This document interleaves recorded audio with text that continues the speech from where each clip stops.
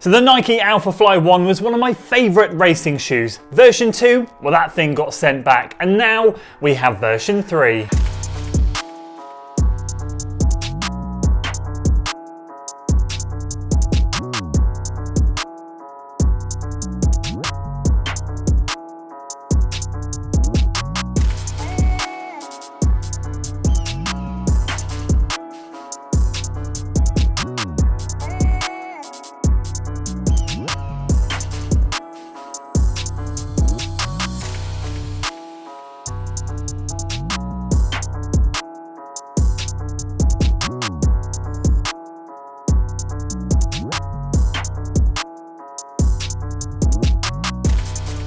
So welcome back to another running shoe review. Delighted to bring you my first impressions of the Nike Alphafly after some marathon pace testing.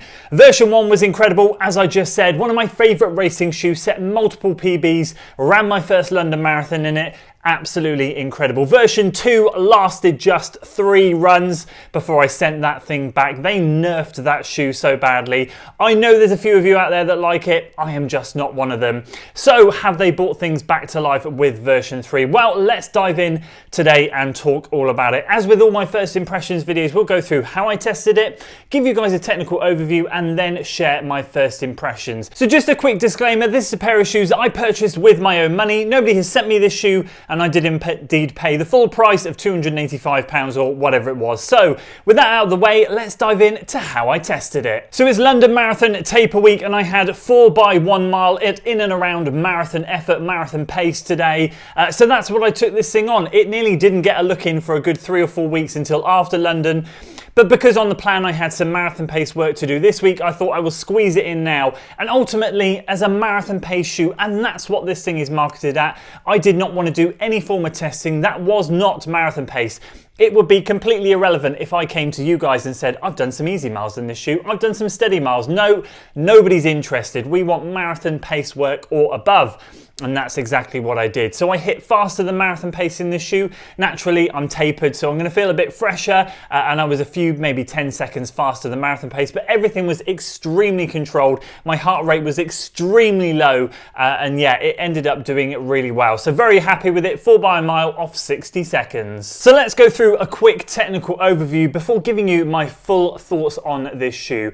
I went true to size in it. I was unsure about this. We'll talk about more of it at the end. My toe was quite close to the end. I slipped on the Alphafly version 1. It was exactly the same. I didn't remember it being quite as snug, but it is. I didn't get any issues. With warm up and cool down, I put in over 8 miles and it was absolutely fine. So we'll stick with it, which for me is a UK size 13. 40mm of stack height in the heel, 32mm of stack height in the forefoot, meaning an 8mm heel to toe drop, although inevitably in my UK size 13 there's more foam in there than that.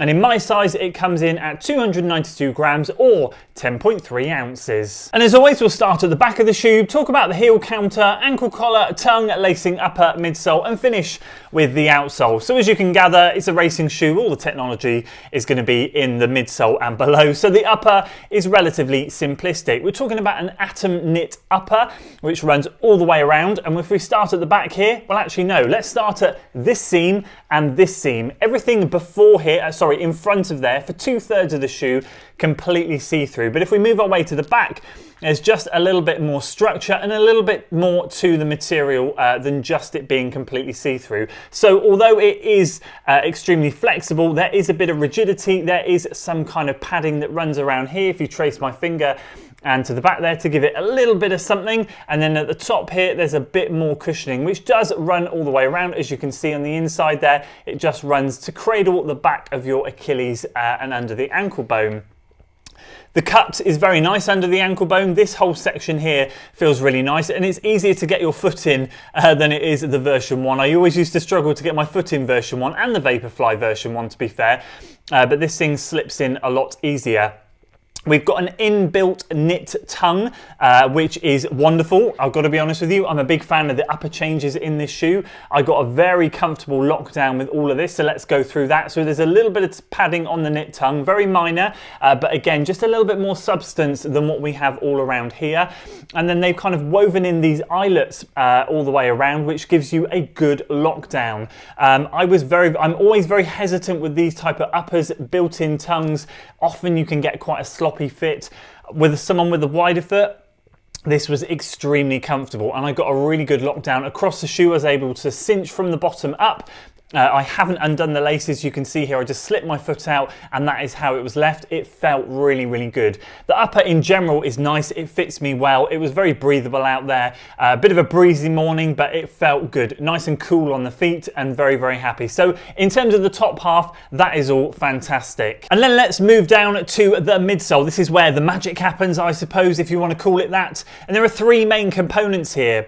We've got the Zoom X midsole, which is full length, wonderful stuff. We have the AirPods, which are easier seen on the outside. They're very visible, but on the bottom, you get a much better visual representation as to where they are. And then we've got the wider fly plate, which is a full length carbon plate. If I hold it that way, it's a bit easier to see. That runs full length, and as I said, it is wider to cater for the wider platform of the shoe in general. That's a talking point that we will get to shortly. So the Zoom X midsole, I feel nice and squishy, nice and soft. I think what happened for me, version 1 of both these shoes, Vaporfly and Alphafly, wonderful. I think Nike punched well above their weight with those shoes. Nerfed it slightly in version 2 of both the shoes. Foams felt slightly more plasticky, and in the Alphafly it just did not work for me at all. I did not like that shoe. In fact, I would go as far as saying I hated that shoe. But this one, it does feel more like what we're finding in version 3, which is kind of where they're pulling it a bit more back towards version 1. It is a lot more softer, which is wonderful. I feel like we're trending in the right direction again. The AirPods give you that classic sink and bounce sensation, but it's even more exaggerated with the AirPods, just like in version 1. And the fly plate does its job. It couples with the AirPods to give you that lovely propulsive feeling. You can see a massive cutout here, a little cutout in the front there, and as I said, that runs front to back. And finally, we got some outsole rubber coverage, more coverage over the AirPods, I think, to hopefully try and prevent too many popping AirPods. That is a thing. It happens quite a bit to a lot of people. It hasn't, touch wood, happened to me yet. But I know and I hear a lot of reports that it has happened. And actually someone messaged me on Instagram the other day saying they'd only got a couple of runs in their version 3 and an AirPod had popped already. So I know it happens. Hopefully this will prevent it for most of us. We've got the outsole traction and the main part of the shoe at the front here, a couple of bits at the back, and the rest is Zoom X exposed midsole. And that is it for the tech. So with all that out of the way, how do I find the shoe? First impressions, what did I make of the shoe? I was really, really happy with it. I'm going to say the first thing that popped into my head was this shoe is great, but it is not excellent. We are heading back towards that feeling of the version 1, but I don't want to compare it to the version 1. Obviously we want different versions to be good, and although there's that element of if it ain't broke don't fix it, which I am fully supportive of, I think the 2 went so far away from version 1 in my opinion that they do need to kind of pull it back to the original DNA of version 1, and it does feel really, really nice. But as I said, I'd still pick version 1 over this thing. However, this is still a really good shoe, and it really worked for me. The version 1 worked for me, and I think this one is going to work for me as well. I've already tried to record this section 2 or 3 times, so I need to be very clear and concise. There are 2 things I want to talk about with this shoe. Number 1 is how I actually found it on the mile reps and at marathon pace, and then I want to talk about the changes that they've made. So in terms of how I found it and how I felt on the mile reps, it was a cruiser. It felt really good. It felt really effortless. Now, my marathon heart rate is meant to be, I like to try and start off in the 150s and then I drift into the 160s and I finish at 170. If I get up into the 160s way too early and I hit 170s, it's game over from the start. I ran 4 by a mile off 60 seconds and my average heart rate for the whole session was 153. Which is amazing, and the mile reps were 10 seconds a mile faster than my goal marathon pace that I've got coming up this weekend. So this shoe is pretty darn efficient, and we know that. That's what the Alphafly is all about. They've done enough testing on this thing to make it efficient. So I can agree and I concur, this thing is efficient. The step-in feel with the arch that everyone complains about in version 1, I felt like a big I noticed a big lump under my arch, and I thought, oh, well, they haven't sorted the arch issue at all. It's still there, and I often find that it takes 2 or 3 runs for that to kind of disappear, but it disappeared within a few steps. So my initial worry was the arch issue was still there, but then I didn't feel it at all on the run. And I think they have made some changes there. Although, don't be fooled, when you do slip your foot in there, you will notice it. Now with the version 1, just very quickly, if you've got that, I solved that by putting my Mach 4 insole in there. If someone said to me at the time, just slip another insole on the top, it will go away. And it did, and that solved all the arch issues in my version 1. I didn't take the other insole out. It does make it a bit tighter on the top, but overall that's fine. It's a racing shoe. I don't care. I don't feel I need to do that in this shoe, so that is really good. The mile reps were cruisy, 557, 557, and then 555, 555. So I cut it down slightly, very happy with it. And yeah, overall, it was just so comfortable. Really, really happy with how it is so far. Now let's get on to the changes in this shoe. Now, as much as I love the fact that the squish feels great and it is so cruisy and I'm so efficient in the shoe only after 1 run, but just looking at the data now, it looks great. I've got to be honest with you, it was a pleasure to run in. I give it a great, but not an excellent, because of the changes they've made. Now, if you're a company and you have a product and you could market this product and it would sell to 50% of your audience or 80%, I think any sensible business person is going to say, I want to sell it to 80%. You're going to make more money, be able to reinvest into new products. You know the drill. You're going to sell more products effectively. And what that translates to in running shoes is making them more universally friendly, catering for a bigger, wider audience of runners. And that comes down to the fact that this shoe is, as I said, now wider. We have nearly a centimetre more width in the forefoot. We have over a centimetre width in the midfoot. We have exactly the same width in the heel, but we now have this gigantic heel bevel at the back. Again, all of this is to cater for heel strikers, midfoot strikers, and forefoot strikers. And of course, with a wider carbon plate is just going to make it more stable, as they've labelled on their site, more stable. And this is a trend that we're seeing over the last couple of years now, to be honest. I saw it last year. A lot of platforms of shoes are getting wider to cater for a wider audience. The Vaporfly 3 was a great example of that, a wider forefoot, and now we have it in this shoe as well. Now, I'll be honest with you, I can't remember what the measurements are in version 2. So if someone wants to comment that down and you've got some time and you want to measure the widest part of the version 2 and 3, that would be fantastic. But for me, I can only go off version 1 and 3, and I know 2 was a bigger and bulkier shoe anyway. And as much as this shoe is lighter, and that is great, the width of the shoe does make it feel a little bit more cumbersome.